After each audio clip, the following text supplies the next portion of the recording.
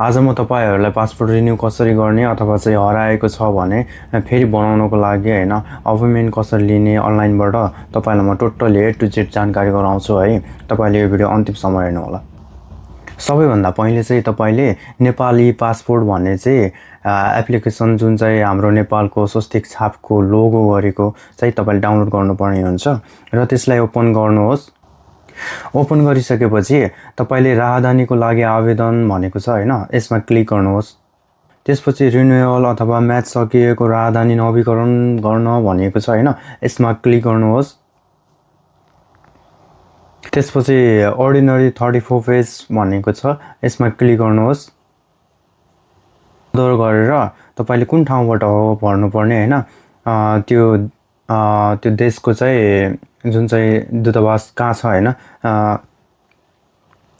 प्राय जसो राजधानीमै हुन्छ। जस्तै मैले यहाँ कोरियाबाट गर्दा सियोल भन्ने मैले चुज गर्छु। जुन चाहिँ तपाईलाई यहाँ अलिकति मोटो अक्षरमा लेखिएको छ नि 27 28 29 30 हैन, यसमा चाहिँ तपाईले जान पाउनुहुन्छ हैन। यो तपाईको लागि अपॉइन्टमेन्टको डेट हो। तपाईलाई उचित लाग्ने डेटमा तपाईले यहाँ सिलेक्ट गर्नुहोस् है। यो नभएर तपाईले अर्को हप्ताको लागि पनि गर्न सक्नुहुन्छ नेक्स्ट गरेर, तर म चाहिँ अहिलेलाई यही गरे है। अनि तपाई कुन समयमा जान सक्नुहुन्छ त्यो समय चुज गर्नुहोस्।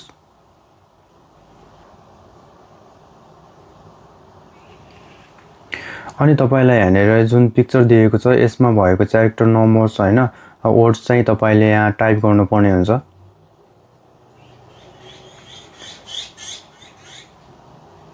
यसरी टाइप गरेर नेक्स्ट गर्दा चाहिँ मैले यहाँनिर मिस्टेक गरेको छु। यहाँनिर चाहिँ क्यापिटलमा होइन स्मलमा है, यो डब्लु चाहिँ मेरो स्मलमा हुनुपर्ने हुन्छ।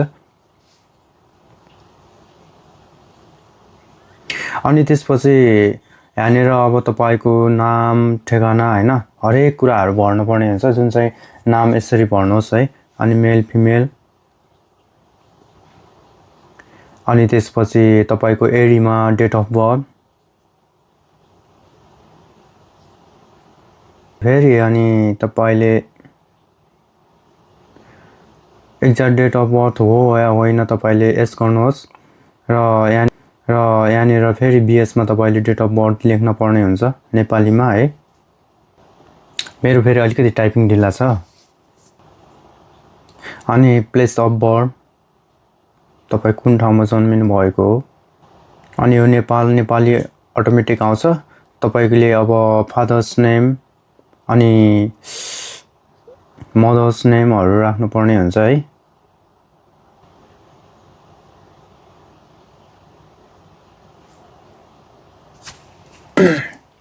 सरी।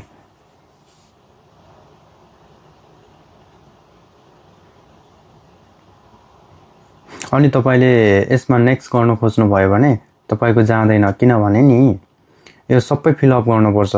आवेदनको विवरण हैन, यो जरुरी रिपेयरिङमा सम्पर्क गर्ने देखि लिएर यो अन्तिम हालको यो सबै फिल अप गर्नुपर्ने हुन्छ। किनभने यो रेड लाइन दिएकोहरु सबै नि तपाईले फिल अप गर्नै पर्ने हुन्छ कम्पलसरी है।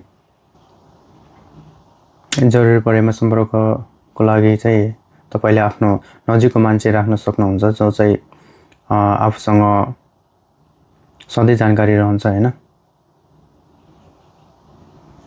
ठङ ठङ ठङ ठङ ठङ।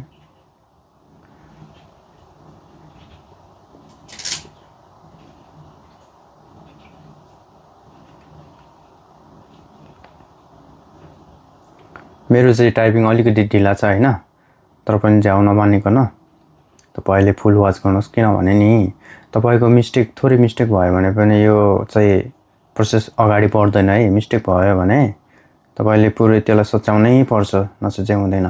त्यसैले गर्दा सुरुदेखि मजाले हेर्नुपर्छ है। यो रेड लाइनको सबै भर्न पर्छ है तपाईले जसरी पनि।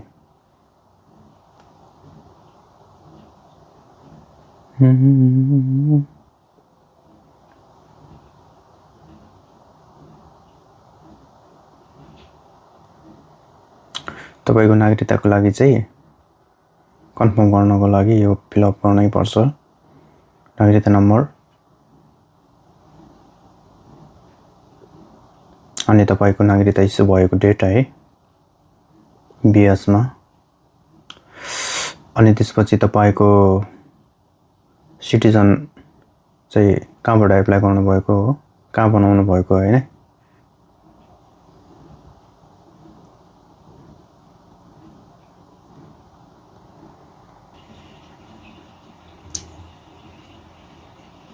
अब बाँकी रह्यो 2 वटा आवेदकको सम्पर्क विवरण तपाईको आफ्नै भर्नु पर्छ यहाँ चाहिँ है।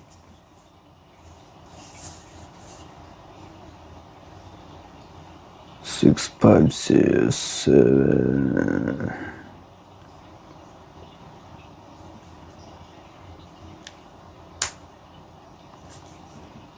हाउस नम्बर पर्दैन। यहाँ भिलेज चाहिँ तपाईले भिलेजको नाम मात्रै लेखिदिँदा हुन्छ है। जस्तै मेरो साग हो भने चाहिँ साग नै लेख्न पर्छ है।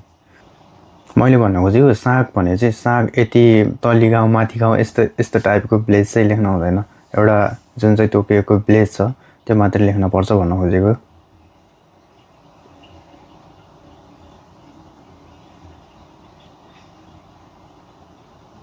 मुसिकोट अब चाहिँ तपाईले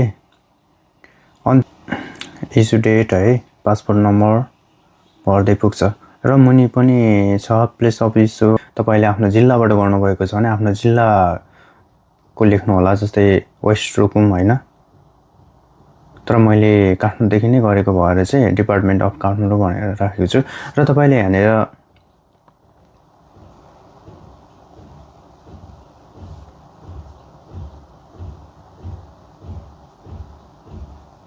अब तपाईले सिटिजनशिपको फोटो अपलोड गर्नुपर्ने हुन्छ। जहाँ चाहिँ हामीले फोटो अपलोड गर्दाखेरि ध्यान दिनुपर्ने कुरा के छ भने 300 KB भन्दा मुनिको फाइल हुनुपर्छ है। त्यसैले गर्दा चाहिँ हामीले के गर्नुपर्छ भने तपाई यहाँबाट गुगलमा जानुहोस्, कम्प्रेस जेपीजी टु 300 KB भनेर तपाईले सर्च गर्नुभयो भने तपाईले यस्तो आउँछ। अनि यहाँ क्लिक गर्ने र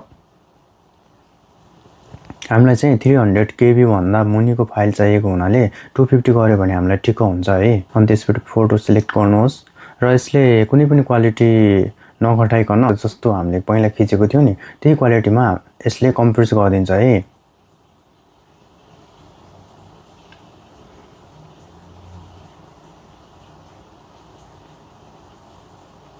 तपाईको रेडी भइसकेको छ, यसलाई डाउनलोड गर्नुहोस्।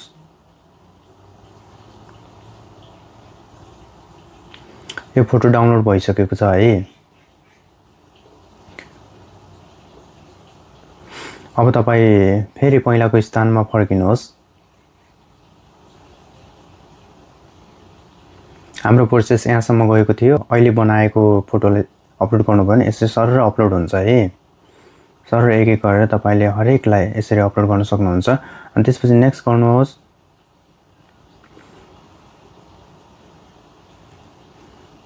यसरी तपाईको सबै कुराहरु मिलेको छ कि छैन भनेर एकचोटी कन्फर्म गर्नुहोस् है, चेक गर्नुहोस्। यदि छ भने तपाईले पिक्चरको क्यारेक्टर्सलाई तपाईले फिल अप गर्नुहोस्। जुन चाहिँ जति छ त्यति नै फिल गर्नुहोस् है। जे छ त्यही फिल गर्नुहोस् है।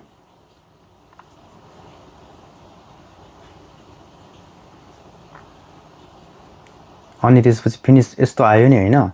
अब यस्तो आउँदाखेरि चाहिँ तपाईले यसलाई स्क्रिनशट गर्दा पनि हुन्छ है, तर नगर्दा पनि हुन्छ यो चाहिँ है। खास गरी अब हामीले फिनिश गर्यो भने हाम्रो टोटल्ली कम्प्लिट हुन्छ है। टोटल्ली कम्प्लिट हुन्छ र अन्तिममा तपाईले छुटाउनै नहुने कुरा चाहिँ के हो भने नि तपाईको यहाँ क्यूआर छ नि जुन, यसलाई तुरुन्तै स्क्रिनशट गरिहाल्नुस्। हाम्रो हरेक प्रोसेस गर्नको लागि सुरुमै स्क्रिनशट माग्छ के हाम्रो एमपीसी मा हैन। र यस्तो पेपरमा हामीले नेम, मोबाइल नम्बर र एड्रेस लेख्नु पर्छ है। र त्यसपछि हाम्रो टोकन नम्बर अनुसारको नम्बर आएपछि हामीले क्यूआर चाहिँ त्यति बेला देखाउनु पर्छ जुन चाहिँ कोरियन म्याम हुनुहुन्छ है। अनि त्यसपछिको बाँकी फोटो खिच्ने र सम्पूर्ण प्रोसेस कम्प्लिट गर्ने चाहिँ सरहरु हुनुहुन्छ र उहाँहरुले हाम्रो सम्पूर्ण काम गरिदिनुहुन्छ। र पासपोर्टको लागि चाहिँ हामीले 20 देखि 30 दिन चाहिँ हामीले कुर्नु पर्ने हुन्छ है।